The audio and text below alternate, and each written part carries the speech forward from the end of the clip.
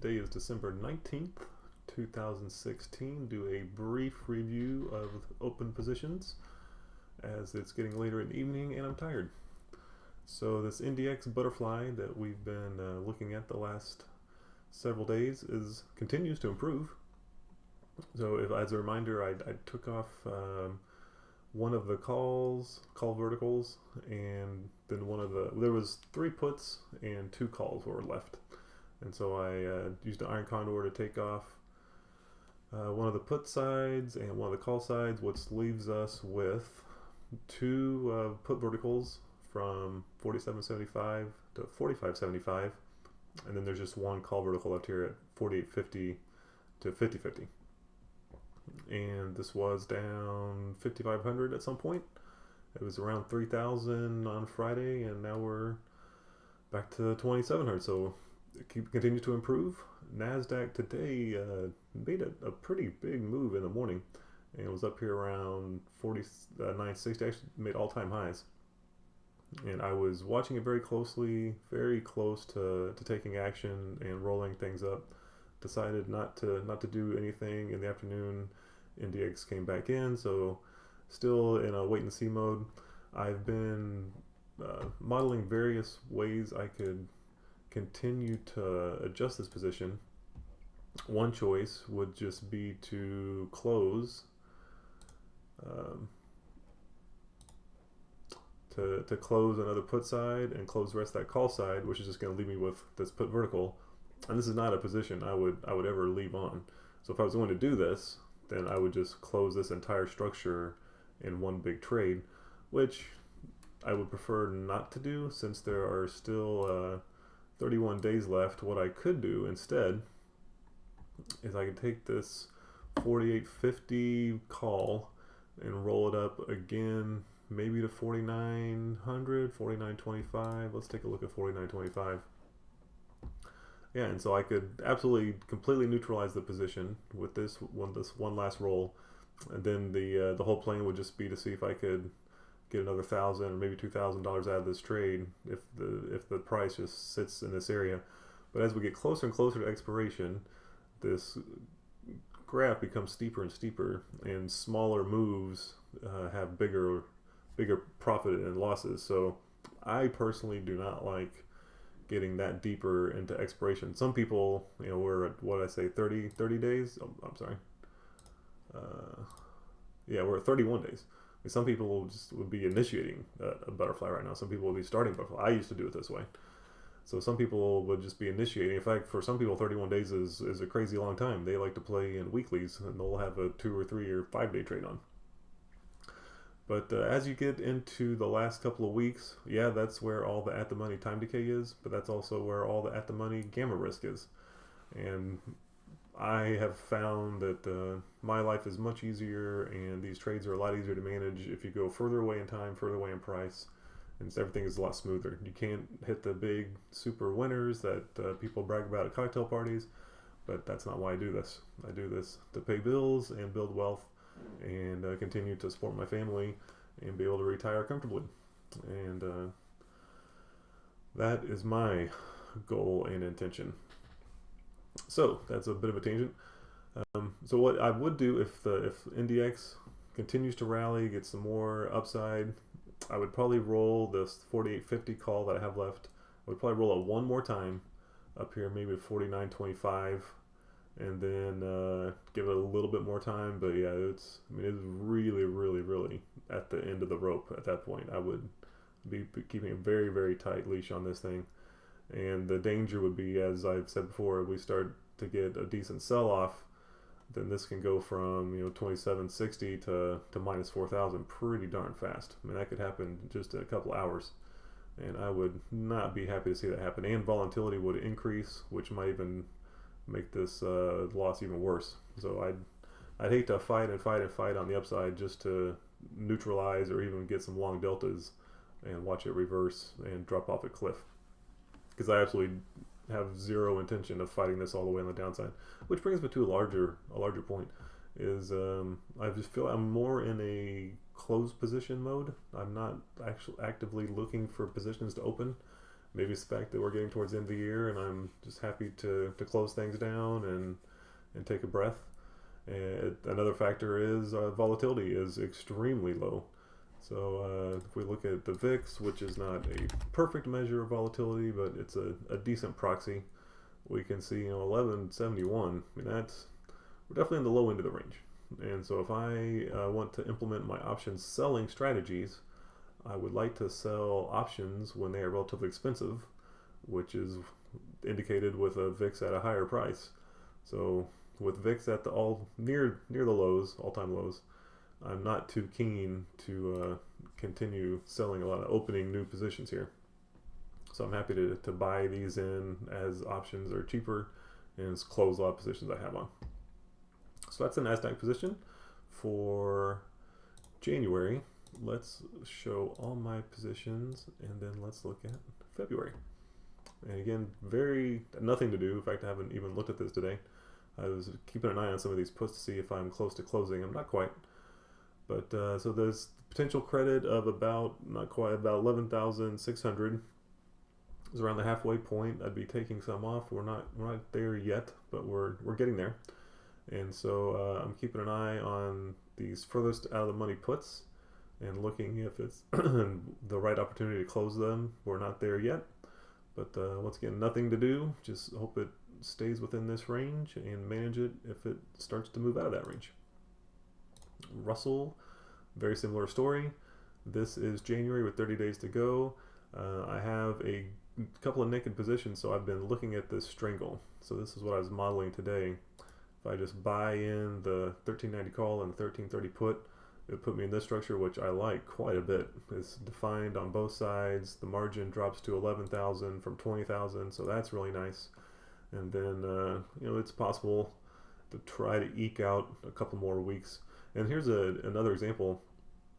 Even though this is not a butterfly, and I'm really not trading at the money option so much, like I am in that NDX butterfly position. So they say, okay, well, there's 30 days and you have plenty of room. This one looks like one you might try to take deeper into expiration, or hey, just expire this thing. Just let it sit there and let the options expire worthless. I definitely would not like to do that. So I don't want to try to squeeze out, even if I was right in the middle of this thing with just a week to go. I've been burned too many times. I don't want to try to squeeze out the last nickel or dime when there are many more dollars to be made by going out to the February or March and opening a new position out there. That's my style. So I'm watching this order, the strangle. I think I put in an order, and so this is one thing I do is I put in some good to cancel orders, and so I put this one in at $20. And really, I don't know if I'll be able to close it at $20, but this is a good way for me because I usually keep this position tab open quite a bit. It's an easy way for me to keep an eye on this price and see how it's doing. And I did the same thing with the strangle on the SPX, which we'll look at in a second. It was $22.50 or so on Friday, and here now it's under $20. And I had this. I just picked 15 arbitrarily, and we're getting there. So maybe I'll take it at 15. We'll see. So let's go look at that. We'll start the February position, or I'm sorry, that would be the January position on SPX. Make sure nothing else is clicked. Yeah, and so here's that strangle I was just talking about to model in here. So if I take that off, margin drops to 33 from 52. It actually becomes a bit longer. Right now the deltas are 2 and 160, which is very flat. Gets to 9 and 90, so I don't like that as much unless I want to have a more bullish opinion. But in general, we're in the middle of this range. Volatility is coming out. The profit is coming in. Obviously, made like $860 today on this position. So I'm happy to start closing these things out. Buying in the puts, buying in the calls, buying in the strangle. Just take the profits and not try to take this thing too deep into expiration. February is one of the back ratios, and it's just chugging along, and so didn't really make much or lose much today. It's just sitting here, and we have zero upside risk, so no matter how much it rallies, it's not going to hurt us. Really the only thing to worry about is a huge big drop off, which is why we have this extra put, and really don't have to do anything on this. In fact, I haven't even looked at the price of these puts. Let's go take a look. So if I was going to buy, I like to do it over here on the monitor tab personally. So if I go to look at these February 2019 75, I could buy them for 75 cents. And I usually like to buy these things close to 45 cents, 45 or 50 cents. And so I got these for 13.17, and then it was paired up with this guy for 11.20, so about $1.90. So I got for $1.90. So half of $1.90 is 95 cents. Half of that's approximately 45 cents. That's where 45 cents comes from. It's about 25% of the spread, or you can think of that as 75% of the potential credit. That's a number I like. Why did I come up with that? Part of it is through some testing and some analysis of how these strategies can work. Really, the honest answer, aside from that, is it's arbitrary. Some people swear by 50%, some people take 65% or 2/3. I found I like 3/4, trying to get a little bit more out of it than other people would. There's no mathematical certainty or objective reality of why that's the perfect number. That's just what I like, and it's worked pretty well for the most part. There's certainly times where, like I said, I don't want to try to bleed out the end of this January position. There's only times when I've tried to get to that 75% of the credit number, and maybe I've gotten to the 65% or 70%, gotten close, and then the market moves, and what I could have bought back for a couple of dollars becomes $10. In fact, that happened very recently, which is frustrating. So that can happen. I mean, that's the risk you're taking, trying to squeeze out a few more pennies. It can turn into quarters pretty quickly. So that's pretty much how everything looks. There's nothing to do. As I said, I've not been stocking any new positions. Volatility is low. I guess we're near all-time highs. Guess you could play for continuation to the upside. That would make me really uncomfortable to sell puts up here, just to think the market's going to continue to rally. It certainly could, but it's been rallying for a long time. But on the flip side, I wouldn't be buying a bunch of puts, taking a bet that the market's going to crash or correct significantly in the next few weeks. So I don't have a strong opinion. I don't have any directional bias. I rarely do, but I especially don't right now. So I'm happy to stay in my neutral positions and just be taking them off and close them for profits. And I'll let the market give me an opportunity to get me in, which usually means an increase in volatility, which means a down move. So if we get one of those, I'll be much more interested to start looking for a new position. But for now, just stick with what we got. And actually, I have plenty of capital allocated right now. And this is another nice thing about being an independent retail trader. I have no requirement to put money to work. I'm not managing a fund. I'm not managing anyone's money other than family. I don't have any requirements to hit any sort of performance targets. So I could just have my accounts in 100% cash as long as I want to. I can make those decisions. I could go on a vacation.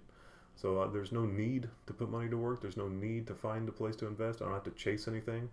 So I can wait for what I consider to be a good opportunity or an ideal opportunity, and that removes a lot of pressure and stress. So I can wait to find my spots and what I think is my edge. So there's no need to jump in to do something. And some people also do that because they get bored. Because this is actually a fairly boring career. Once you find your strategy and you get through a lot of the psychological and mindset parts of it, and you have a strategy, and you know what your edge is, and you know how to manage and size your all those things, which is it's a lot to get through. I mean, that's a steep learning curve, and there are a lot of things to accomplish. But once you start to get towards the peak of that mountain, then really it's very repetitious. You're doing the same things over and over again, especially if you choose strategies like I do that are longer in time frame, and you don't really need to you don't have to micromanage them. You don't have to look at them every day. I mean, it gets relatively boring, and some people don't like that, and they want action. So they just sit there and twiddle their thumbs, and there's nothing to do. So they decide, well, hey, I'm supposed to be a trader. I should be trading. I'm sitting in front of the computer. Let's start doing stuff. And so they'll just go find any reason to throw something on that it's completely outside of their plan or their skill set, and bad things happen. So if I get to the point where I feel like I'm bored and I need some entertainment, well, there are many other things I could do with my time. So pick up a book, watch a movie, play a little game. Like if I'm feeling bored and I need to be stimulated, I will find any other thing to do other than put on a new position, just to give myself something to do. There are many other things to do. So if you find yourself doing that, that you're initiating trades because you're bored or think you should be doing something, then I would strongly advise you to pick another activity, so exercise, just any sort of little other hobby you might have that you can do at your desk or in your office, and distract yourself with that. Do that at times when you feel like you need to be doing something. Okay, there's enough of that little mini sermon. That is all for today.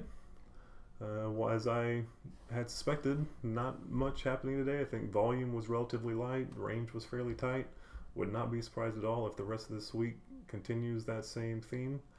There's always could be unexpected news, of course, world events, or what could happen is that with a lighter volume, someone could decide they wanted to move things around, so smaller sizes could push the market around. That certainly happened. But typically, Christmas, the week before Christmas, is pretty sedate. Usually the ranges are pretty small, the trade is pretty slow, volume is pretty light, which is okay for me.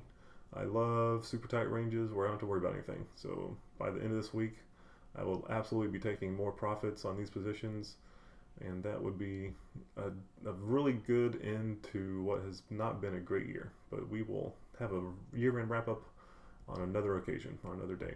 Thank you for watching.